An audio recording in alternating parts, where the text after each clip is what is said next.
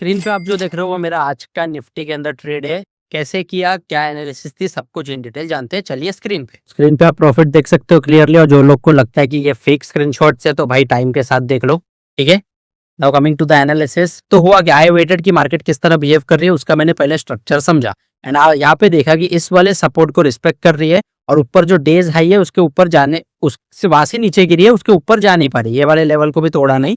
यहाँ पे एक रेड कैंडल थी, बट द ओपन इंटरेस्ट का डेटा जो इस टाइम पे मैंने देखा ना वो मेरे फेवर में था। तो मैंने देखा कि यहाँ पे इस टाइम के आसपास ये जो रेंज आप बीच में देख रहे हो, इधर क्लियरली देख लो, ये जो रेंज आप इधर बीच में देख रहे हो ना, इस रेंज को मैंने ट्रेड किया।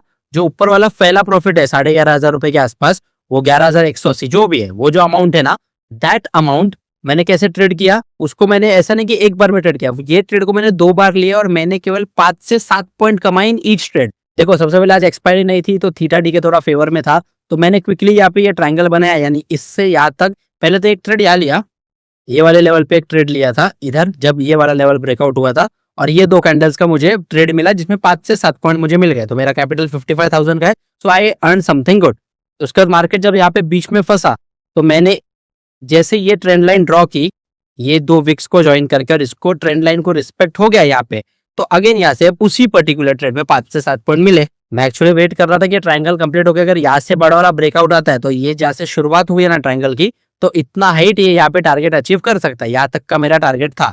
बट अनफॉर्चुनेटली ये जो मैंने ट्रेड लिया यहाँ पे मुझे इस कैंडल पे बेचना पड़ा। आई थॉट रिवर्स हो जाएगा लेकिन नहीं हुआ, जो ट्रेंड है यहाँ पे कंटिन्यू हुआ। सो आप जो थर्ड प्रॉफिट देख रहे हो ना, जो छोटा वाला 3,000 रुपए के आसपास का प्रॉफिट है, वो इसी से हुआ है। सो व्हाट्स द मॉरल की जरूरी नहीं कि आपको बड़ी मूव्स को कैप्चर करना है। अगर अच्छा खासा कैपिटल है ना तो आप एक ही ट्रेड को 3 से 4 बार ले सकते हो, क्योंकि अगर एक्सपायरी नहीं है तो प्रीमियम इतने ज्यादा वाइल्डली फ्लक्चुएट नहीं करेंगे। तो होता क्या है, ये आप एक ही ट्रेड में, यानी कोई चीज कभी मार्केट कैसा है, एक रेंज में फंसी है तो आप सपोर्ट पे खरीद लो, अगर ओपन इंटरेस्ट फेवर कर रहा है तो रेजिस्टेंस पे बेच दो।